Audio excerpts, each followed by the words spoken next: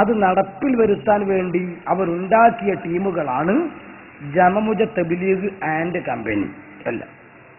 പക്ഷെ പലരും പല ശൈലിയിലാണ് എന്ന് മാത്രം. ഇത് ഞാൻ പറയുന്നതല്ല, ഇവരുടെ നാവ് കൊണ്ട് തന്നെ ആദ്യം ഞാൻ തെളിയിക്കാൻ പോണത്, പ്രമാണങ്ങൾ ആരും മോശമായി കാണരുത്. അത് പരമാവധി നമ്മളത് അംഗീകരിക്കുന്ന കോലത്തിൽ വരണം, പ്രമാണങ്ങൾ അംഗീകരിക്കുന്ന രൂപത്തിൽ വരണം. അതിന് മോശക്കാരായി കാണരുത്. അതാണ് ഇസ്ലാം എന്ന് മുജാഹിദ് പ്രസ്ഥാനത്തിന് വലിയ നേതാവുണ്ട്, സക്കരിയ സ്വലാഹി എന്നാണ് അയാളെ പേരെന്ന് എനിക്ക് തോന്നുന്നത്. അയാളെ പ്രസംഗത്തിൽ അയാൾ പറയുമ്പോൾ അത് ഞാൻ കുറെ ക്ലിപ്പിനിടാൻ പോവാണ്. ഈ ക്ലിപ്പ് ഞാൻ ഇടുന്ന സമയത്ത് വിമർശനായിട്ട് നിങ്ങൾ കാണരുത്.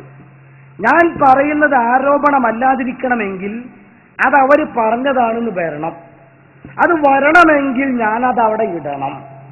അതോ ഞങ്ങളെ മൗലിമാർ ആക്ഷേപമല്ല, അതിനോട് സഹകരിക്കണമല്ലോ. ഞങ്ങളെ മൗലിമാരെയും കൂടെ പരിഗണിക്കുന്നുവല്ലോ. അതെ, അതായത് പരിഗണിക്കാൻ സത്യം ചെയ്യുന്നത്. അപ്പൊ ഞാൻ പറഞ്ഞത് കളവാകാതിരിക്കും. നിങ്ങൾ ശ്രോതാക്കൾക്കാണെങ്കിലോ സത്യം പെട്ടെന്ന് ബോധ്യപ്പെടുകയും ചെയ്യും. അതിന് ബറക്കത്തിന് ആദ്യം സക്കരിയ ഇട്ട് കൊടുക്കാം, 3-ാം നമ്പർ. പൊതുജനങ്ങളുടെ മുമ്പിലിട്ട് മഹത്തായ പ്രമാണങ്ങളെ പുച്ഛിക്കുന്ന ഈ പ്രവണത ആർക്കാണ് ഗുണം ചെയ്യുക എന്ന് നിങ്ങൾ ആലോചിക്കണം. ആളുകൾക്ക് പൊതുവെ ഹദീസിനോടും പ്രമാണങ്ങളോടുമൊക്കെ മതിപ്പ് കുറഞ്ഞു വരുന്ന കാലഘട്ടത്തിൽ പണ്ഡിതന്മാർ അതിന്റെ മഹത്വം ജനങ്ങളെ ബോധ്യപ്പെടുത്തുകയാണ് യഥാർത്ഥത്തിൽ വേണ്ടത്. പ്രമാണങ്ങളോടുള്ള ബഹുമാനം ആദരവും ഒക്കെ പൊതുവെ കുറഞ്ഞു വരികയാണ്. അതാരാ കുറച്ചുള്ള ക്വസ്റ്റ്യൻ അവിടെ ഉണ്ട്. അതിപ്പം ഞാൻ പറയണില്ല, കാരണം ഇപ്പം ഒരു പറഞ്ഞ കാര്യം നല്ലതായതുകൊണ്ട് ഞാൻ അതേ ഇതുള്ളൂ. നല്ല കാര്യം ഇങ്ങനെ പറഞ്ഞത് അങ്ങ് കിട്ടിയിരുന്നു. അങ്ങനെയാണല്ലോ നമ്മൾ നല്ല കാര്യം ആര് പറഞ്ഞാലും വെള്ളം അംഗീകരിക്കുക. അപ്പൊ ആ അംഗീകാരം നിങ്ങളും കൂടെ അംഗീകരിച്ചുള്ള വിഷയം അവിടെ പൂർത്തിയാവും. അപ്പൊ അദ്ദേഹത്തിന്റെ നാവ് കൊണ്ട് പറയുന്നത് പ്രമാണങ്ങൾ അല്ലെങ്കിൽ തന്നെ ലൈഫാക്കിക്കൊണ്ടിരിക്കുന്ന കാലം ഇത്. അതൊന്ന് പിന്മാറണം, പ്രമാണങ്ങളുള്ള ബഹുമാനം നിലനിർത്തണം. അത് നമ്മൾ പുച്ഛിച്ച് തള്ളരുത്. ഉള്ള മതിപ്പും കൂടെ യാതൊരു കാരണവശാലും കളഞ്ഞു കുടിക്കരുത്. അതൊരു നല്ല കാര്യമാണ് അല്ലേ, അതൊരു വർത്താനാണ് അല്ലെ, അതൊരു എന്താ പറയുക, ഒരു പോയിന്റ്. അത് പറയേണ്ട കാര്യമാണ്.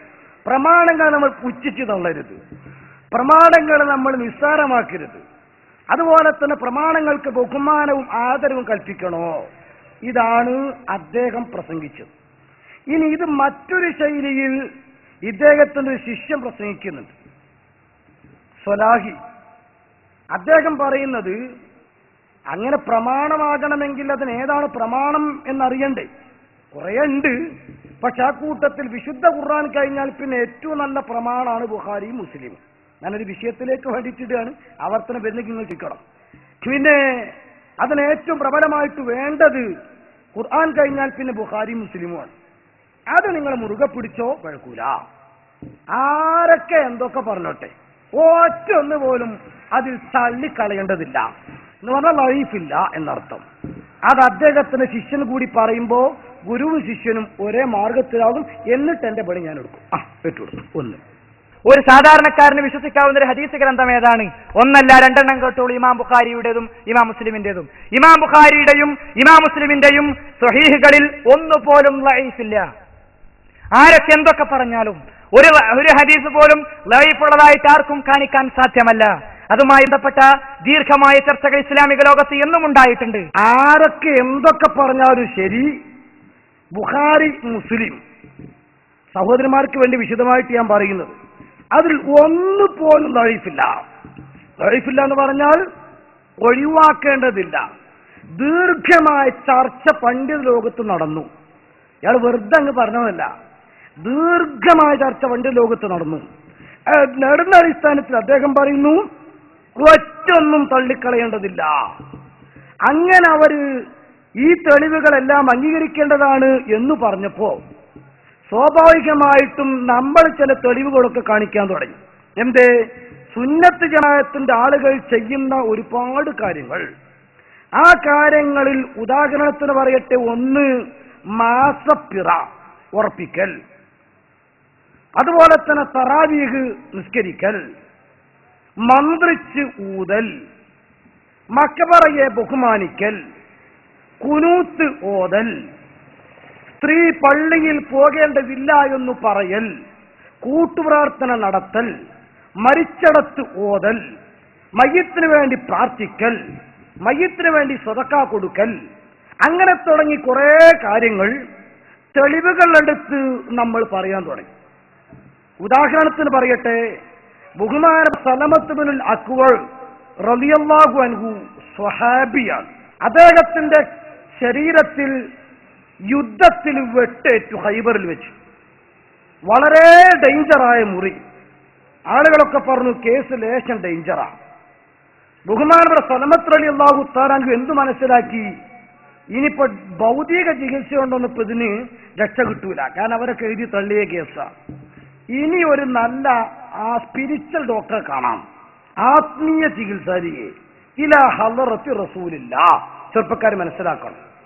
നേരെ ചെന്നിട്ട് പറഞ്ഞു, നബിയെ ഇഷ്ടകൈത്തു, എന്റെ കാല് ആകെ വിഷമത്തിലാണ്, ഞാൻ വളരെ വിഷമത്തിലാണുള്ളത്. അള്ളാഹുവിന്റെ ഹബീബ നബി തങ്ങൾ പറഞ്ഞു, ഇങ്ങോട്ട് നീട്ട്. കാല് നീട്ടി. ഫനഫസ ഫീഹി റസൂലുള്ളാഹി സലാസ നഫസാത്ത്. 3 ഊത്ത് ബഹുമാനപ്പെട്ട നബി തങ്ങൾ അങ്ങ് മന്ത്രിച്ചൂതിയപ്പോൾ സലമത്ത് റളിയല്ലാഹു തആല അൻഹുവിന്റെ കാല് സുഖപ്പെട്ടുപോയി. കൊല്ലങ്ങൾ ഒരുപാട് കഴിഞ്ഞ ശേഷം സലമത്തിനോട് കുട്ടികൾ ചോദിക്കുന്നു മുറിവിനെ പറ്റി. വിശദമായി പറഞ്ഞ ശേഷം സലമത്ത് പറയുന്നു,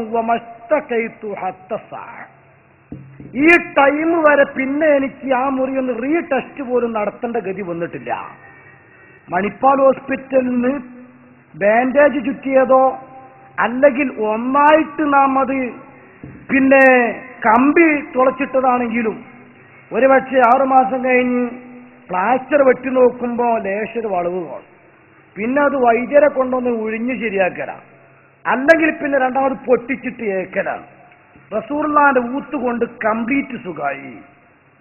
അപ്പൊ മന്ത്രിക്കാം എന്നായി.